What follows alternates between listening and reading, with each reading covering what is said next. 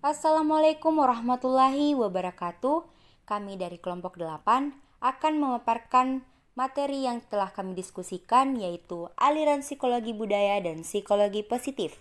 Selanjutnya, saya akan memperkenalkan anggota kelompok kami. Saya sendiri, Andi Dewi Ferhana, Andi Ayulestari Tahir, Andi Ismaliana Milanisti, dan terakhir Andi Fauzia Nur Aziza. Psikologi dan budaya. Konsep budaya pada masyarakat berbeda-beda tergantung pada siapa yang melihat dan mendefinisikan budaya tersebut. Dalam cabang-cabang psikologi misalnya, budaya mungkin saja memiliki keterkaitan dengan kesehatan mental dan psikologi seseorang. Selanjutnya, posisi budaya dalam psikologi.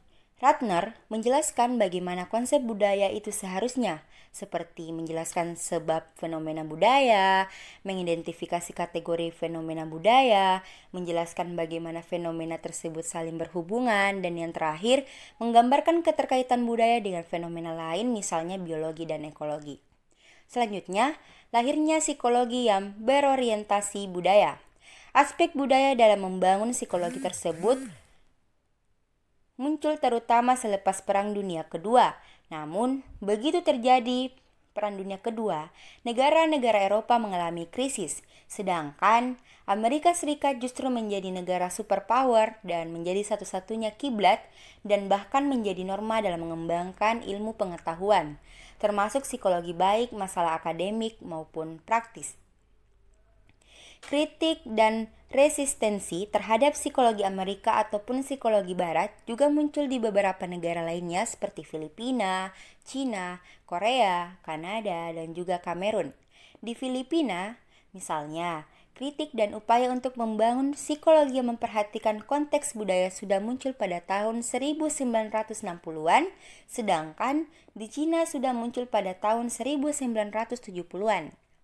Selanjutnya, muncul postmodernisme, feminisme, dan juga kritik tajam terhadap objektif psikologi pun berpengaruh pada sebagian pakar psikologi, termasuk pakar psikologi yang ada di Amerika Serikat pada tahun 2003. Sebagian kecil pakar psikologi di Amerika Serikat sudah mulai memperhatikan faktor budaya, walaupun hanya sebatas label. Sally kembali menjelaskan bahwa sebagian pakar psikologi di Amerika sudah melangkah jauh dari sekedar memperlakukan budaya sebagai label. Variabel budaya sudah mulai dijadikan sebagai variabel penelitian. Kesadaran akan pentingnya variabel budaya dalam menjelaskan perilaku dan proses mental manusia sudah menjadi perhatian banyak kalangan. Selanjutnya, psikologi yang berorientasi budaya. 1. Psikologi lintas budaya. Terbentuk pada tahun 1960-an. Baru pada tahun 1966 dilaksanakan konferensi di Nigeria yang dihadirkan hampir 100 psikolog sosial dari berbagai belahan dunia. Konferensi ini merupakan salah satu momen penting yang menandai kemunculan psikologi lintas budaya.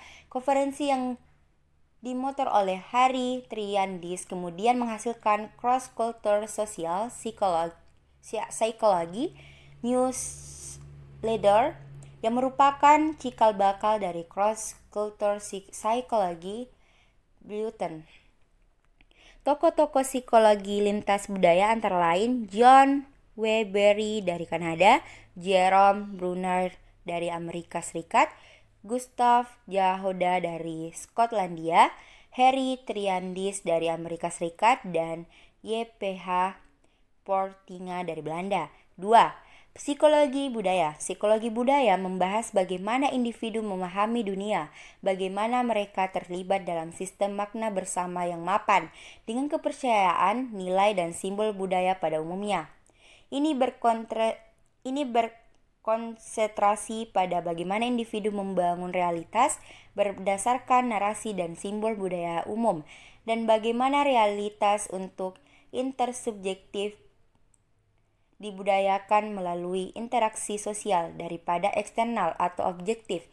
Gagasan ini sangat berbeda dengan anggapan bahwa pikiran hanya sebuah mekanisme pemrosesan informasi.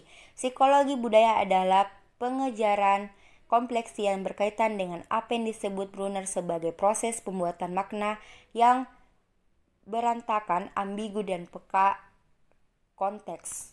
Tokoh-tokoh psikologi budaya ini antara lain Jerome Bruner, Vygotsky, Richard Schroeder. Psikologi indigenus. Indigenus psikologi muncul pertama kali pada tahun 1970 sebagai pandangan psikologi asli pribumi dan memiliki pemahaman mendasar pada fakta-fakta atau keterangan yang dihubungkan dengan konteks kebudayaan setempat. Dalam penerapan teori ini, dibutuhkan adanya kesesuaian konsep yang hendak dijadikan acuan secara universal, sehingga mampu menjawab permasalahan yang tengah dihadapi oleh masyarakat. Sehingga adanya indigenous psikologi ini bukan untuk mematahkan teori psikologi barat, melainkan ingin melengkapi tujuan utama psikologi, yaitu menjadi sains yang bisa berlaku secara universal. Tokoh pada psikologi ini adalah Virgilio Enriquez. Perbandingan pertama adalah perbandingan tujuan, ruang lingkup, dan fokus. Psikologi lintas budaya memiliki tujuan membangun psikologi yang universal, memiliki ruang lingkup yang merupakan subdisiplin dari psikologi mainstream, dan memiliki fokus terhadap mengutamakan penelitian mengenai persamaan psikologis dan perilaku daripada perbedaan. Kemudian, psikologi budaya memiliki tujuan untuk membangun sistem pengetahuan yang counterbound. Ruang lingkupnya merupakan perkawinan dari ilmu psikologi dan antropologi, dan fokusnya lebih mengutamakan penelitian perbedaan psikologis dan perilaku daripada persamaan.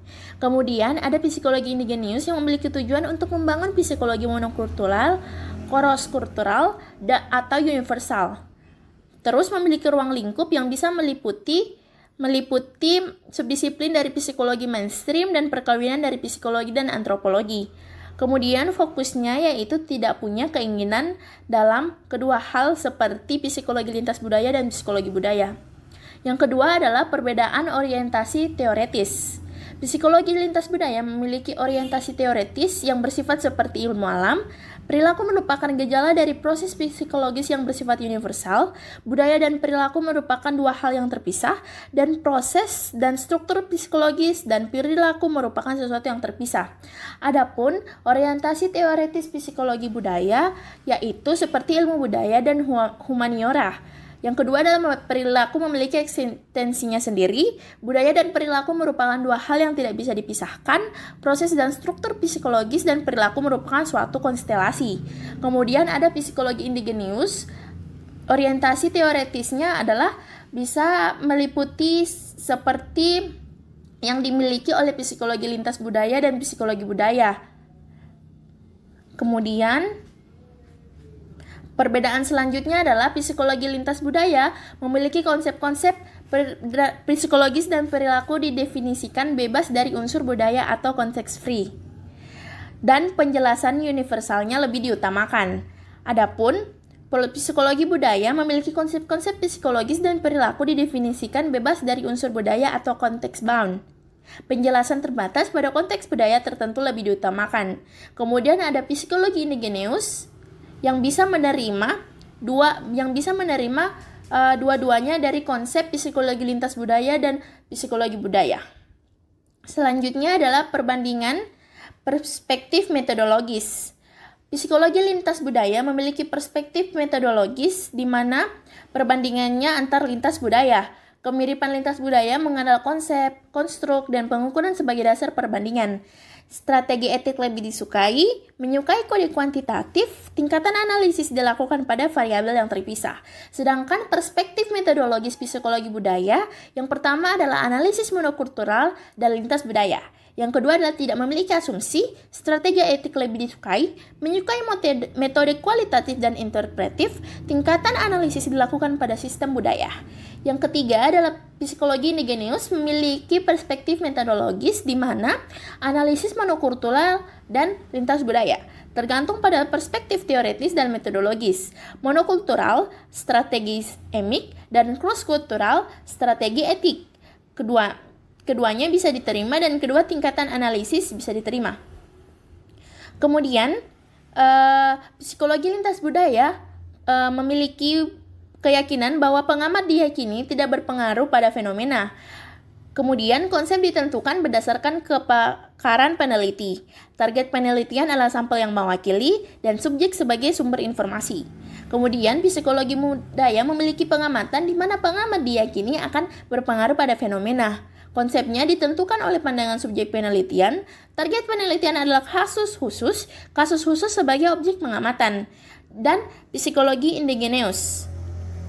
Psikologi indigeneus pengamatnya itu bisa dari seperti psikologi budaya dan psikologi lintas budaya. Konsepnya ditentukan baik oleh peneliti ataupun subjek. Kemudian target penelitiannya dan kasus khususnya juga dapat seperti psikologi budaya dan psikologi lintas budaya. Psikologi positif. Lahirnya psikologi positif. Pada awal munculnya psikologi ini sudah dicetuskan sebagai psikologi yang menerapkan aspirasi positif dan kekuatan manusia oleh Abraham Maslow pada tahun 1960 sebagai psikologi humanistik. Namun, psikologi humanistik tersebut tidak berhasil menggoyahkan pemikiran psikologi yang lebih fokus kepada aspek manusia. Hingga pada akhir abad ke-20, psikologi ini masih didominasi oleh pemikiran fokus pada aspek negatif manusia. Selanjutnya, sejarah psikologi positif bermula pada sebelum Perang Dunia Kedua, di mana psikologi memiliki 3 misi. Setelah Perang Dunia Kedua, psikologi kemudian berfokus pada misi pertama dari 3 misi yang dimiliki sebelumnya, yaitu untuk mengobati abnormal dan penyakit mental. Pada tahun 1988, Seligman yang merupakan pencetus psikologi positif terpilih menjadi Presiden American Psychological Association, yang saat itu Seligman mulai memperkenalkan idenya mengenai psikologi positif sebagai presiden saat memberikan pidato saat pengangkatannya. Di tahun 2002, diadakan konferensi internasional tentang psikologi positif. Konferensi tersebut merupakan konferensi pertama dalam sejarah psikologi. Pada tahun 2009, Kongres Dunia berbicara tentang psikologi positif yang dibawakan oleh Seligman. Next, tujuan psikologi positif menurut Seligman tiada lain untuk mempercepat perubahan dalam psikologi dari psikologi yang dikuasai oleh perbaikan hal-hal buruk menjadi psikologi yang juga membangun kualitas terbaik dalam kehidupan. Menurut Seligman 2002.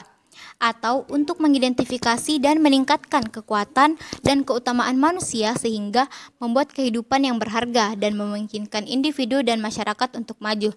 Dalam Froh tahun 2004. Next, psikologi positif dan psikologi negatif. Psikologi negatif memuat psikosis, neurotisme, depresi, dan gangguan. Fokus pada kekurangan, mengatasi keterbatasan, menghindari rasa sakit, lari dari ketidakbahagiaan, serta keadaan mental sebagai sailing. Psikologi positif yaitu memuat kesejahteraan, kebahagiaan, kepuasan, semangat, dan keceriaan. Berfokus pada kekuatan, membangun kemampuan, mencari kesenangan, terlibat dalam kebahagiaan, serta tidak ada sailing. Next. Ruang lingkup psikologi positif yang meliputi yang pertama, penelitian terhadap pengalaman subjektif yang bersifat positif. Yang kedua, penelitian terhadap sifat-sifat positif seseorang. Yang ketiga, penelitian terhadap institusi yang memungkinkan munculnya pengalaman dan sifat positif. Selanjutnya, fokus penelitian psikologi positif. Yang pertama, pengalaman positif di masa lalu. Yang kedua, masa sekarang. Dan yang ketiga, masa yang akan datang. Yang selanjutnya adalah konsep karakter strengths and virtues menurut Martin A. P. Seligman. Seligman dan Peterson kemudian menyusun beberapa nilai keutamaan yang bisa menjadi dasar bagi pengembangan psikologi positif yang biasa disebut dengan value in action. Menurut Peterson dan Seligman, terdapat 24 kekuatan karakter yang bersifat tidak eksklusif dan belum lengkap, serta terbagi menjadi 6 kluster nilai keutamaan.